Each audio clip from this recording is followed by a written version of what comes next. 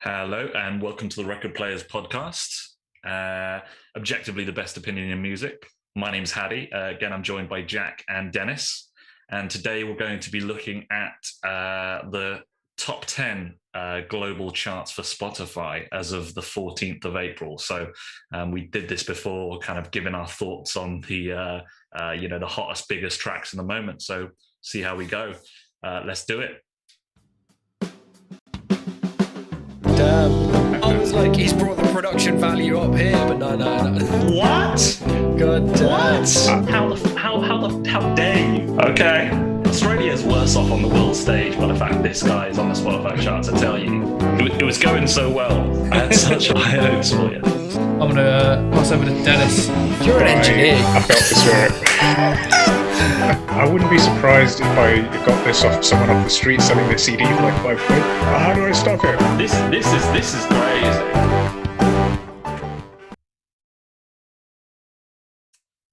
All right, so let's get into it. So we got another 10 tracks. I mean, I'll start off just for the watchers or listeners. I'll just give a rundown of what tracks are in the top 10 in the order, and then we'll go from there.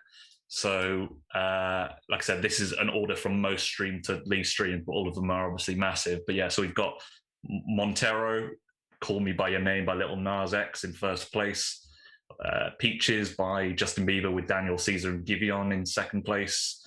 Polo G, Rap Star, third place.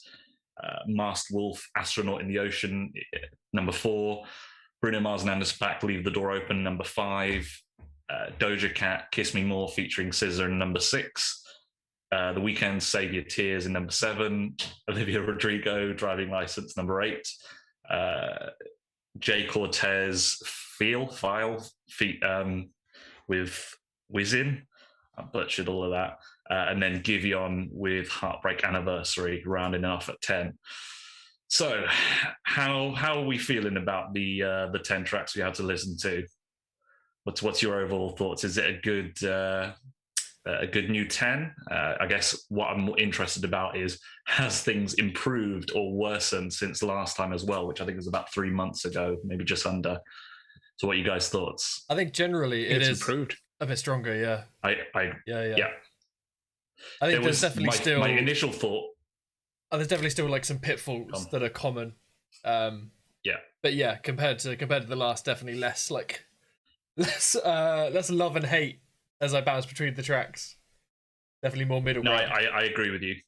There was only maybe 1 or 2 that I didn't like. The rest were varied between good to okay. I think a key part of it for me was that there wasn't as much like Latin dance trap, that kind of dominated almost half of the previous track. I mean, the previous chart we did. I mean, there was the Feel track or File with Jay Cortez.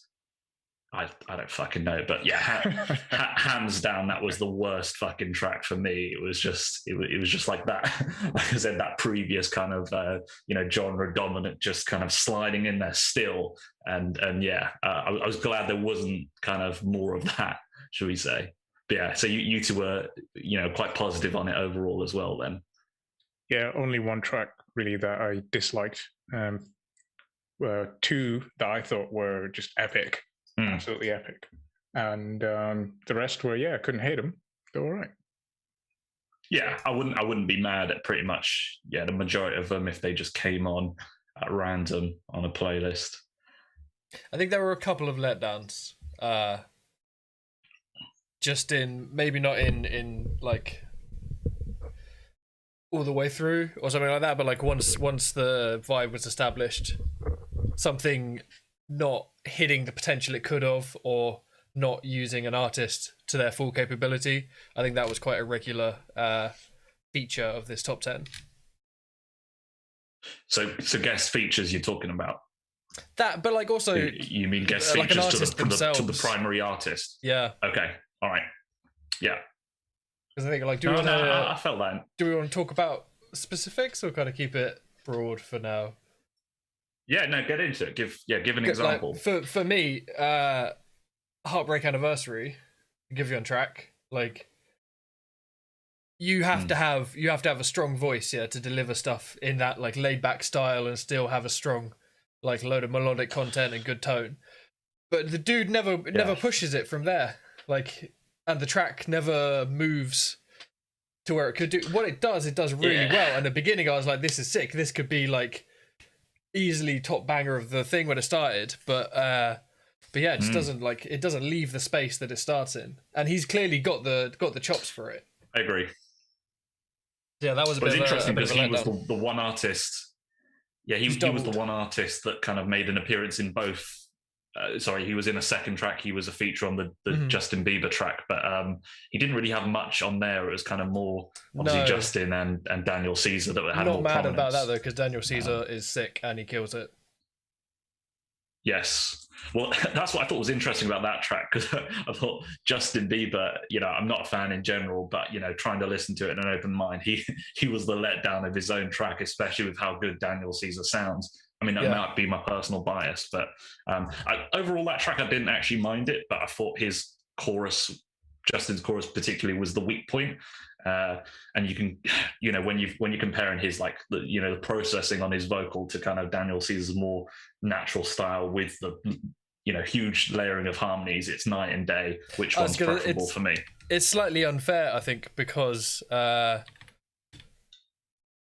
Caesar's just got one of those voices, I think, where he'll plug into anywhere. He's got that same sort of laid back delivery, but he's also got the range to push it.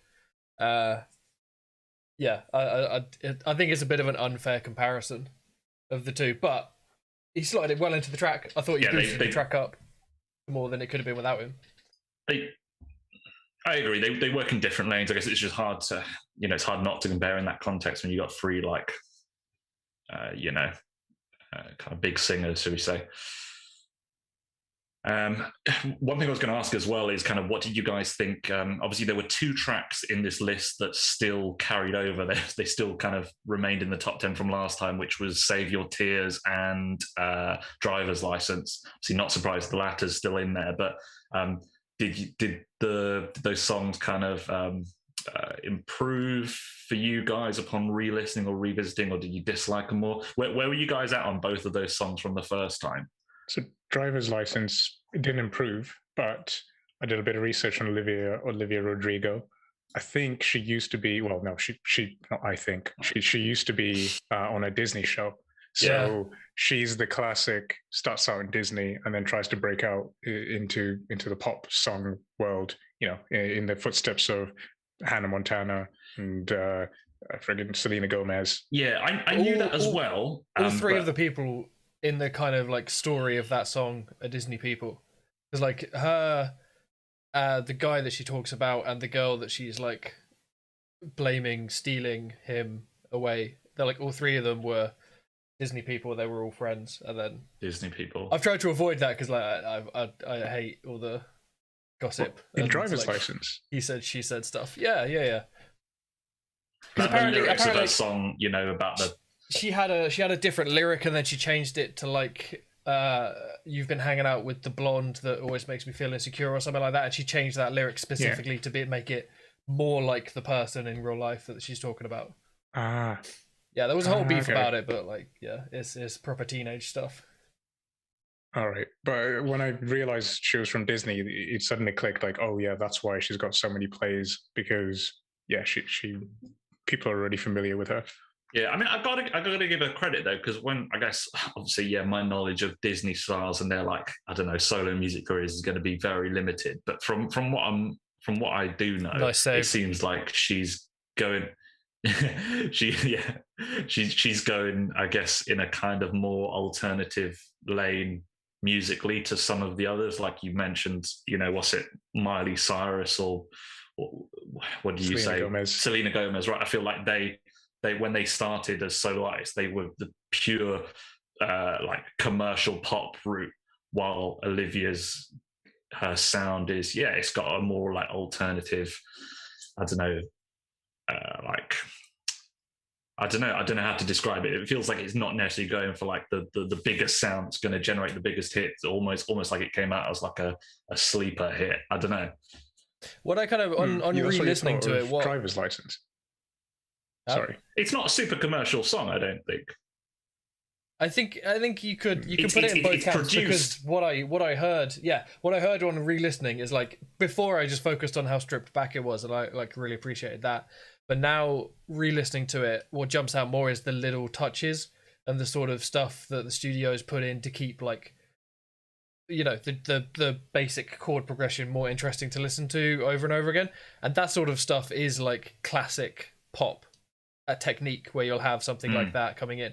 But I think it's not as like, you know, it's not something that you'll hear a club remix of very like easily. It's not something that will get radio plays on a like pre-drinks. I guess that's show. I guess that's what I'm angling at. It's not going to work in every context. Yeah, like you said, in like a club, or like if you're out in like that environment, which I feel like is for like a record label pushing an artist like that. It feels like that would be their like number one goal. So I feel like, you know, hopefully she has a bit more autonomy than some of the other, like, you know, like you said, Disney stars. I think in terms of how she wants her music to go. Yeah, this doesn't have like radio appeal. It doesn't have like club appeal. You wouldn't hear this getting bumped out in a club on Friday night or Saturday night, which you would think everyone crying. Yeah, you would think I'd love to see breakout. You'd think that, like, like a breakout single, right? Yeah, that it would be that type of thing to get that repeated airplay. Yeah, I guess I just respect it a little bit more than I would do normally. Someone from that camp. What about the Weeknd? Because I mean, this is probably one of the worst Weeknd songs I've heard. Yeah, I thought it was okay. Yeah, I really don't fuck with this track, man. Really? I don't know how it's had so much longevity, because it's piss poor by his standards. Piss poor, really? It is, by his standards, right? Yeah, by his standards. I liked Blinding Light. It's lights. I mean, again, what I said before was that it's not the sound I necessarily want from him, but it was a good song. But this, I don't know, man. It just, I mean, I'm not really a fan of like the 80s style in general, and I don't feel like it needs to be kind of resurgent, but just the the chord progression is so formulaic. There's no tension to the song. It just plonks along. It doesn't really go anywhere. So I'm really surprised at how much appeal this one has. But I think what would I've two instant improvements I would make for this as a Weeknd track specifically is I'd put the drums at halftime, which obviously like that's going to lose you some of that 80s vibe that he's going for in this album anyway. But I'd slow it down by 10 to 20 BPM as well. Because really? No, because that's what his original trilogy is like. It's super fucking slow. The drums are always heartbeat. He's filling in the time, like filling in the space around his lyrics with the effects, and like that's like creating the dissonance when the melodies don't quite sit nicely on top of the chord that you're transitioning to, as well as they did on the chord you're leaving. That's all of that sort of stuff. That really interesting and like meticulous musical elements. That's what I feel he's missing now. Like that's what he's lost since he's got the record deal and whatever, like all the stuff that's happened since then. Because obviously he's lived a life and he's a different artist now. But like that's what to me it's lacking. It doesn't feel as legitimate. It feels like cheesy now. Yes. No, I see what you're saying. Yeah, you're right. His older stuff is slower and there's a lot more empty space, so potentially you could take the bare bones song, the chords and the lyrics and kind of reinterpret them in that old style and it probably would be better. I guess the other thing that I kind of noted listening to this is kind of someone could say this is timeless because it captures a moment, but it kind of feels like it's from a bygone era, while when you listen to Trilogy at the time felt like he was pushing R&B forward in a direction that it hadn't necessarily been. So it's kind of like now you're going from kind of breaking the mold to kind of copying something that's 30 40 years old. Yeah, I hear what you guys are saying. I can if you take a song like High for This, which is just so different, like from the beat to the lyrics, it's a bit of a play on words. It's so different. Whereas you compare that to this Save Your Tears, which I see what you mean, Jack. It does sound a bit watered down, whereas High for This is sort of like this. It feels like there's so much emotion there. It feels like it's genuine. Whereas this sounds formulaic. It sounds like it sounds like it's written by a hit factory, which it kind of is. It's produced by Max Martin. Yeah, it is. Yeah. I also think, like, particularly thinking back to Hive for this, like, that's another one where they're saying the words of the chorus, the words like it's named in the chorus. I don't know how to describe that. But the like titular line of the chorus in Save Your Tears, where they say it, is such a like disappointment. It's such a drop. Do you know what I mean? I feel like if you were an artist like, I don't know, like a Celine Dion, or like someone with a massive voice, and they're known for like belting stuff out, yeah. If you flipped what they've done with Save Your Tears and you made those three really like focused on words of the chorus, made them huge, and had like big orchestral hits or something like in a James Bond theme, this chorus is 50 times better instantly. I feel like when they drop it down for those bits, you lose any energy you had. And the fact that it's like a kind of like simple four to the floor sort of thing with some square bass on it anyway, there's not loads of like drive in it anyway, but that chorus was just like life sucking. Yeah, no, I agree. And knowing that he's got the ability to hold that stuff, throw his voice up as high as he likes, he can do insane runs, like none of it appears on this track. It's just safe. It's a very safe track. While, you know, I would look at him as like a very unsafe artist back in 2011 or whenever. Yeah, just super weird.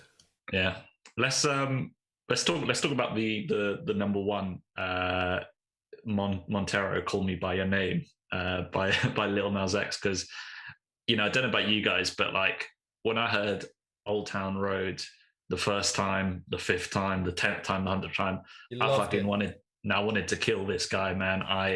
That song was absolute dog shit. I fucking hate it, man, and wish it was just stripped from existence. But I'm not gonna lie, I fucked with this track. It was good. I was fucking surprised at how catchy this track and all the cool instrumentation, the violin and the like guitar instrumental at the end. I thought this was really good, well put together. Yeah, and different. Yeah. Like the first song was like a remix. I'm not sure if it was a remix, but it was like a country song, and you'd think he'd maybe go down that route again, but no, he did something different. Yeah, I'm fucking glad he didn't. But I think though, like with the, obviously, like it was a meme song in the end, but I think the Old Town Road was like, it was such a track of its time, because it was just like everything like that is, you know, like the Crazy Frog was, because it's just something that's like out of left field. It's something that won't stand the test of time in a like objectively musical way. But what made me like not hate it as much as I might have other tracks in that field was how much rap hated it, country hated it. It charted on the country top 40 or whatever it is in America, and people petitioned to have it taken down. That's when Billy Ray Cyrus got involved, and that's when they did the remix of it. So like that to me is fucking sick. Anytime an artist releases something and they just piss off the entire fan base of that genre, and then someone who's like high up in that genre comes out and is like, get your head out your asses. Yeah. Like, this is country as fuck. Like, don't hold the genre back, you know, don't gatekeep you've listening got all to these, this style of music. You got all these like racist country fans perhaps are like, get that black guy out of my genre. Yeah, and he was there for weeks on weeks. So like, yeah, I was. This is one of the times where I could be like, you know, more power to him. But it was still a trash song.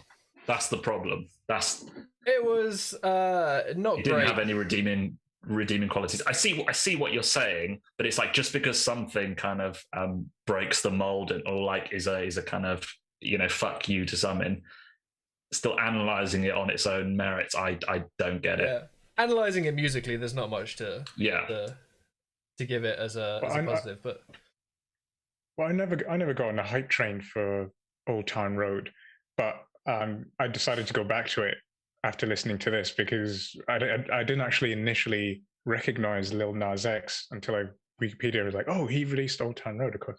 So I went back and listened to it.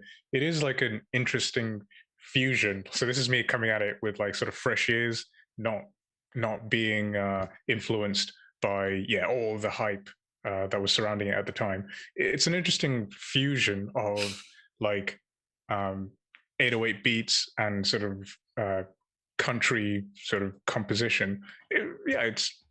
It's interesting, at least. I wouldn't call it trash. That's what I'm trying to get at. I mean, it's definitely not trash. I only bring it up because of how much I think he leveled up with this song. I've not kind of kept up to date with any singles in between, as I've tried to kind of remove the idea of him from my mind. But after hearing this, I would potentially be intrigued for what he does in the future. I mean, do you guys, just to bring it back to what you said, Jack, do you think we'll have like the flamenco crowd start hating him for this song? I was going to say, because this is like one of the. There were still a few Latin influences this week. This was obviously one of them. I think it's weird. I think it's. I don't think it's as standout though. Do you know what I mean? Like before, it was like it was a thing. It was a statement. Maybe he was just fucking around and it happened. But yeah, it's a much safer bet doing the hip hop fusion with Latin influence. I think it's been more of the video that's pissed people off, because he's like lap dancing on Satan. I think you've definitely got like a I don't know, a homophobic crowd, or like a Christian crowd that like, you need Jesus, on top, on top of him being gay, also having a video where he's giving Satan a lap dance. They're like, this guy's the devil. Yeah. As soon as I saw that video, I was like, the Christians are gonna like this one, because he's got to piss off someone. Yeah, he pole dances into hell. And then he gives the devil a lap dance, and then he kills the devil and then becomes the devil. Yeah, I thought it's quite amusing. But yeah, so I can see what you're saying there, Jack. In terms of my thoughts of like the hardcore Christian crowd being angered by this, it's probably the same enjoyment as you might have got from the country crowd getting pissed off at Old Town Road, perhaps. But like I said, with this, I actually thought the song was good as well. Cool. I mean, are there any others that stood out that you guys would like to talk about? I mean, obviously we'll do a top 5 list each, and then we'll try to come up with a consensus. But are there any others that you had some interesting points about? I know there's one I haven't mentioned that I fucking love. But... there's I know which one that is, and if it doesn't end up as number 1, giving us a chance to talk more about it, then I will end the podcast. So. Yeah, I'm happy to go onto lists if you guys are. So Kiss Me More, Doja Cat featuring SZA is on there, and I will report that I am still not a SZA fan, but I did like the track. I was okay on it. I thought it was all right. I thought it was because Jack, you mentioned about at the start about features maybe underutilized. I thought you'd bring this up or bring SZA up as an example, because she wasn't. She didn't necessarily steal the show, or she kind of there was not much to differentiate between her and Doja Cat on the song. That's the problem as well, because like her own stuff is so different. Well, that's saying she has a very different approach on this track specifically, a very different vocal tone to normal. Yeah. She just like she fitted into this track, which is like it's fine to make a cohesive song, but it's like, why have a feature? Why have a feature? Point? Yeah, I agree. I agree. Yeah, I wasn't mad at the track, but I agree Doja Cat could have done it on her own and it wouldn't have been better or worse. Yeah, which is a shame, because like similarly to like Giveon and Weeknd, they're SZA and the other two, they're singers that can knock it out the park. Like they've got the stones to do it. Just didn't happen. Yeah. But maybe that's why. Maybe because like there's obviously, we're not like reviewing an album where this may be like a track where they held back for the sake of the track, and then the next one's a belter.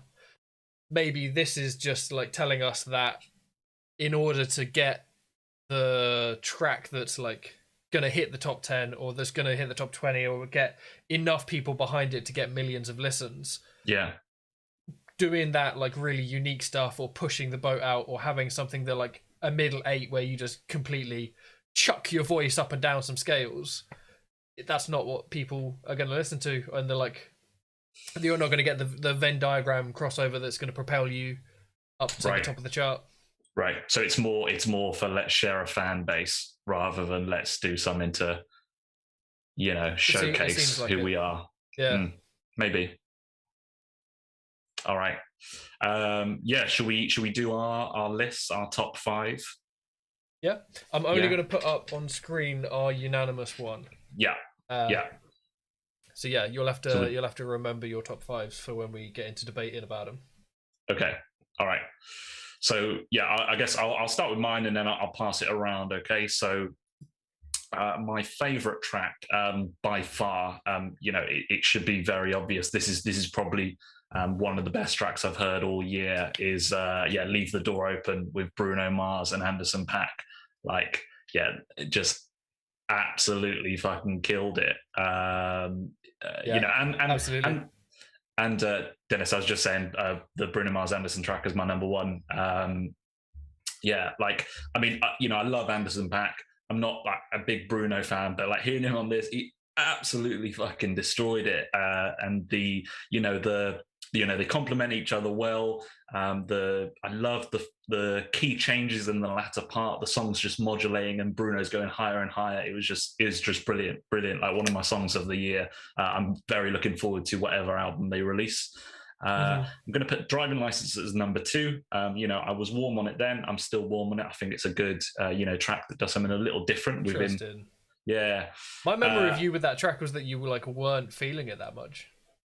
Well, I didn't love it. I thought it was okay, and now I guess re-listening it in the context of this list, I think it's good. I think it deserves the love it got in terms of kind of stream wise, especially compared to some of the trash that's been out. But yeah, track 3, the Little Nas track again. Like I said, it exceeded expectations, which I would never put money on. 4, we didn't mention it, but the Masked Wolf Astronaut in the Ocean track. One, the kind of trappy one. Yeah, I didn't love it. I'd probably say the 3 that I mentioned already are the ones that I liked a lot, and this is where it kind of dropped off. He did kind of have like an Eminem type thing, but it didn't necessarily hit as well. But he had that vibe in terms of kind of switching up his flows a lot. I don't know. I thought the beat was good and he was okay. And then the Doja Cat track in 5th place. Again, when we go from tracks I liked to tracks that I thought were okay. So, Jack, what's your top 5?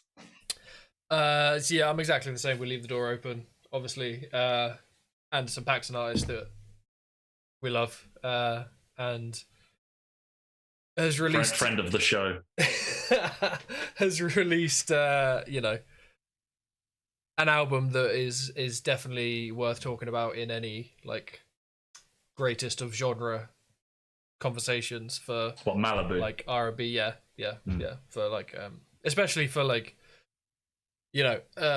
early albums of a career. It's just it's so fucking solid. And then this was fantastic. I'm probably more of a fan of Bruno Mars than you. I'm guessing more than Dennis as well, but I could be wrong. I don't think I just haven't really listened to much besides what you'd hear through a radio, like on radio or a playlist. I think when he was at his peak fame, that was probably his worst music.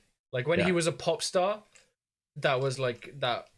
He's gotten a lot better since then. Yeah, and like his I think it was 24 Karat Gold or something. I think was his last album. And like it's not a groundbreaking album. I don't think it changed the game at all. But the whole album was just like a flex. Yeah, did it have that track? I can't remember the name of it. The track with Cardi B, because that was a banger. I can't remember the name of it. Let me just pull it up here. Yeah, he's 24K Magic is what I'm doing. The album. Yeah. So like that was like just a whole flex of an album. I might have to listen. I might have to listen to him because he's an amazing singer. Yeah, and he's always range. Like he's on that album. He had the potential for stuff like this, but it never quite got there. But it was worth listening to at the time, and it's really sick now to see like the ideas that he started working on there be realized in a partnership with someone as talented as Anderson .Paak, who's able to like give him that solid rhythm section that Anderson's like just a sick drummer as well. Could easily be a session musician if he wasn't a singer as well, and like all this sort of stuff. So yeah, I think that is streets ahead of anything else on the top 10 at the moment. Number 2, I've got the Doja Cat SZA Kiss Me More. I think, like I said, it wasn't super standout, but I think that 90s sweet pop kind of influence is more my thing than the genres that are influencing the other songs that are in the top 10 at the moment. So the lack of SZA's prominence didn't detract from it enough to. No, I thought it was something that I missed, but I felt like if I wasn't a fan of SZA like to the level that I am, I wouldn't have hated it. So like I kind of like I've gone in with a very open mind this week. I don't know why. I'm just able to put a lot of my prejudice open aside. mind. What the fuck?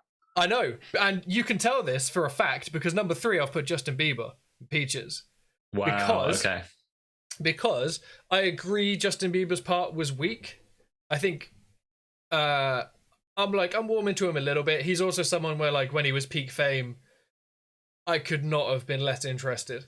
But the longer he's around, the more he seems to be like developing, his own character. Is that a Bieber poster I can see in the background? No, okay. You mean the sick protest? Okay, protest. Yeah. Anyone could have got them confused. All right. So Bieber at 3. Yeah, but like he's in my opinion, Daniel Caesar like absolutely killed this track. I think that's one of the best features by far for this top 10. So I had to chuck it in there. The instrumental was good as well, I thought. Yeah, I thought it was nice. Funky. It was quite like a soulful groove. It doesn't. I would have liked it to switch up more, but then that's not the style of the top 10. Montero. Yeah. Same things that have already been said. Really, it's just like absolute level up for the fella.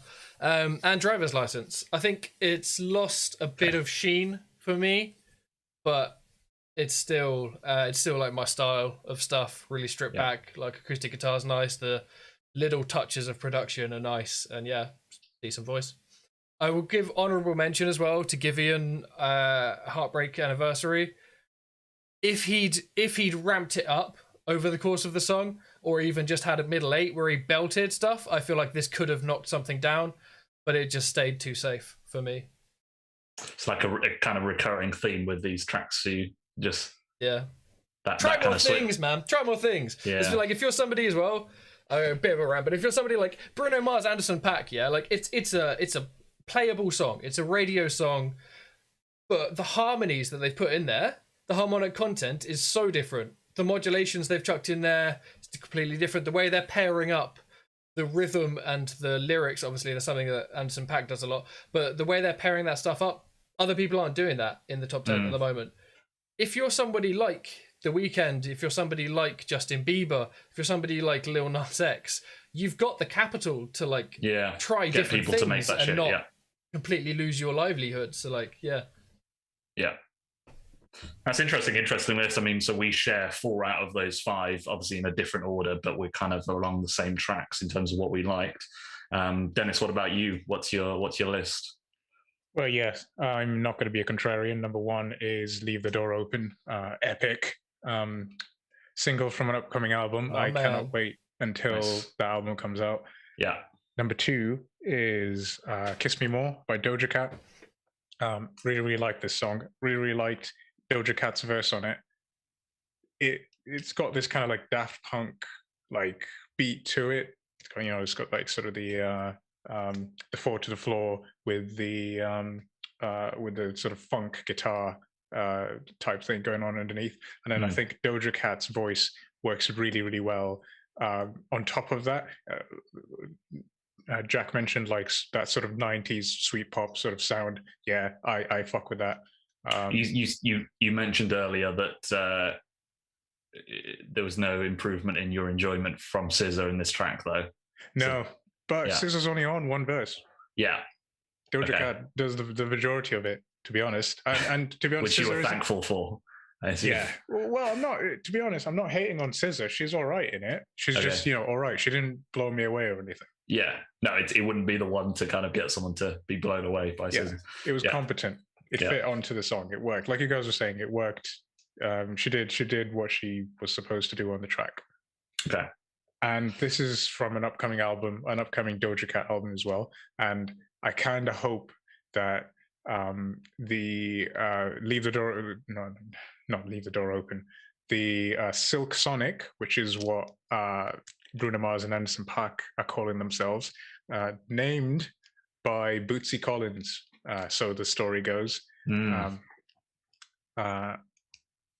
I hope that album and Doja Cat's album don't come out on the same week, because I'd really like us to cover both of those, because I'm really looking forward to both those upcoming albums by Silk Sonic and Doja Cat. Yeah, definitely. Number 3 is Montero. Montero, Call Me by Your Name by Lil Nas X. I thought it was original, at least. It was different, which is kind of it's surprising to see that on a pop list, on a top 10 list, top 10 Spotify list. I mean, you look at the other, so like half of these songs are about love and breakups, or something about a girl, or how even Fiel, because crap, I forgot his. I was going to shout this guy out. Jay Cortez. No, I was going to say that there's a guy on YouTube who does English translations of these Spanish songs. He's really, really cool. Let me just get his name, because should. While you're looking that up, I was terrified that Montero, Call Me by Your Name was going to be. I don't no idea if there is a link, but I was really worried it was going to be like a sappy, lovey kind of song because of the film Call Me by Your Name. Yeah. Which is like like discovering yourself type of film. So yeah, I'm really glad it didn't hit that chord. He keeps baiting people in every way. He's baiting people. I thought it had something to do with the film as well, because Call Me by Your Name isn't really, it's not a saying, is it? I have never heard it before the film. Yeah, me neither. So I thought it had something to do with the film, but not really. Where was I? Number 2, Doja Cat. Number 3, Montero by Lil Nas X. And the guy who does the English translation is a guy called Ralph Lorenzo on YouTube. Check him out. He literally properly sings the songs on on Fiel. He actually puts like an effect on his voice, so he sounds a little bit like the actual song itself. So if we ever do one of these again, I would recommend you guys check that out, because it's it makes the song make sense. So there's nothing that's going to make Fiel make sense to me, man. That was absolute trash. Number 4 is Heartbreak Anniversary, and at this point, I'm kind of with you guys. It's like I'm scraping the bottom of the barrel at this point. Not quite that bad, but yeah, it's just right. It could have been traded with any of the others from that point onwards. Yeah, okay. Yeah. But yeah, like I didn't think it didn't blow me away, the song. But I'm not a huge R&B fan. But I thought it was competent as an R&B song, one of the better ones on there. And number 5, I'm going to put The Weeknd up there with Save Your Tears. I thought it was okay. It was okay. And to be honest, there's a couple of songs on here that I just hated, and I definitely didn't want them on there. One of them was one of your picks, Hattie, Astronaut in the Ocean. Okay. Yeah, I couldn't stand that either. Like, okay, so some songs, the beat carries the song. It wasn't even the beat. It was the 808 kick drum that carried this song all the way through.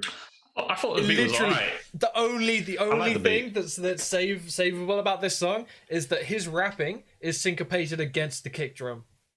That's it. Right, if you shift them like half a beat so they're in sync with each other instead of stuttered at the start, then that song's terrible. Yeah, his flow is actually okay. It's not terrible. I mean, look, I thought the beat was decent. He does feel like a knockoff Eminem when he's rapping in the verses. He's kind of like he's like that meme where it's like, can we get some Eminem, Mum? He's like, and then Mum's like, now we got Eminem at home.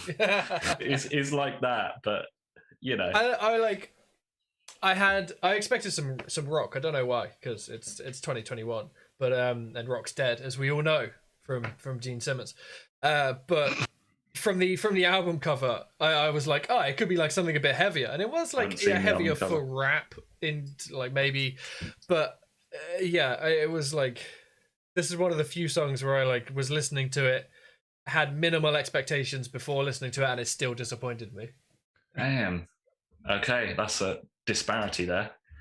And well, one thing that disappointed me about this is Doja. I didn't hear Doja Cat before, but Doja Cat, just her verses just blew me away, because I thought her verses on a pop song was I think Kiss Me More had some fire verses in it, and I think her verses blew any other rapper out of the water on this list.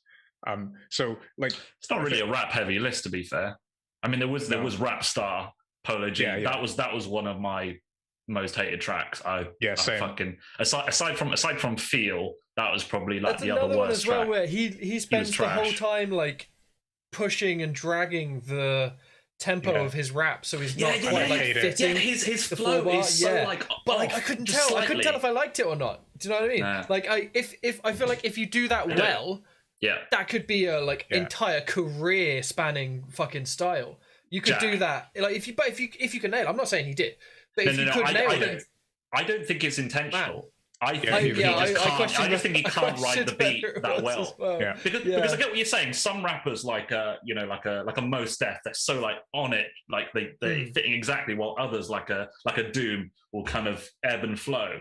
And that's intentional, and that's the style. This guy, I just don't think he can rap that well, so he can't flow. Yeah. Either go one way or the other. He just doesn't have the talent. Yeah, I mean, rules are meant to be broken, but you need to learn the rules first, exactly, and then break it consciously. And I'm with you guys. I don't think he was breaking the rules consciously in this. Yeah, he hasn't learned them. He has not learned them. It's a very good analogy. Have you guys seen Whiplash? Yeah, loved it. It just reminded me of the pulling and dragging. Not my tempo. Not my tempo scene. Yeah, the whole time. Yeah, no, I'm glad you both spotted that as well. But I was just saying, Doja Cat blew me out of the water so much that even Astronaut in the Ocean, fucking some of the lyrics, I believe in G-O-D, don't believe in T-H-O-T. Like, cut it, print it, really? This guy is this week's Kid Laroi. Kid Lariat, whatever it was. What are we talking about? Masked Wolf? Those are fighting words. Kid Laroi. Yeah. Dude, in terms of lyrics delivered, right? In terms of lyrics delivered, I reckon that's where. To be fair, I didn't understand most of the rap star lyrics. I've got to say, it was very Chill Dean, like. I don't think Polo G does, to be honest.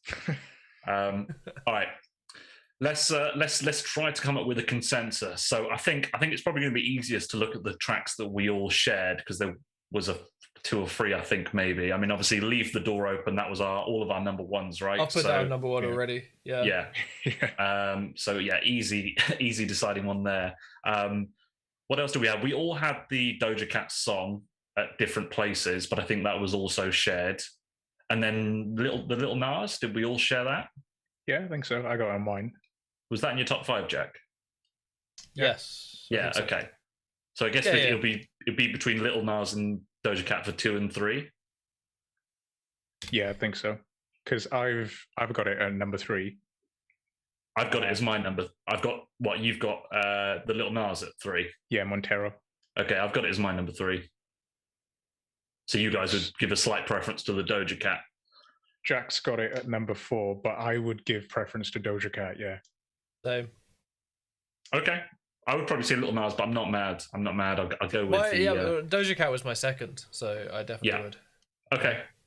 Democratically, then that would go second, and then Little Nas third. So we've got 2 more places. I think we all maybe differed slightly. What was the other one we shared? Driver's License, right? Me and you, Jack. But Dennis, you're not on that. So maybe that would get a 5th.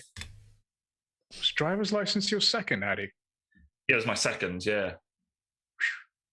That's high. That's high praise. I think for a isn't that mediocre more than song. you gave it last time? I think so. It was better than the other tracks on it. What I remember from the last time we did this was that I was fighting for driver's license. No, I like driver's license. Last time, I promise you, it was quite high on my list. I'm gonna go Might back. be my I'm third. gonna go back and watch after Yeah, this. it might. I'm I'm gonna pretty go sure it's watch my the other third one to find favorite. out. Yeah. I might bump Little Nas to my second. You know.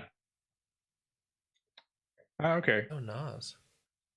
So bump it down a little bit, but yeah, Jack had it had driver's license at number 5. I still don't like the track, so Yeah. it's up to you guys. Well, Well, that's what I'm saying, because me and Okay. Jack were quite positive on it. It's got to be in the list, but I don't mind it being 5th, and we have another in 4th that we can Well, debate. that's going to be a hot debate though, because I think we're out of tracks that we agreed on, and we're down to like I had Peaches and you guys had something else. Well, okay, I'm not going to lose sleep over the Masked Wolf track disappearing from this consensus because you have ears. I have no eggs in the basket. I just thought it was better than the tracks below it.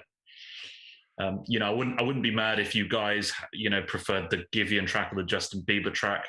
I wouldn't be happy with the Weeknd track being up there. I know, Janice, you put it in your list, but no, just no.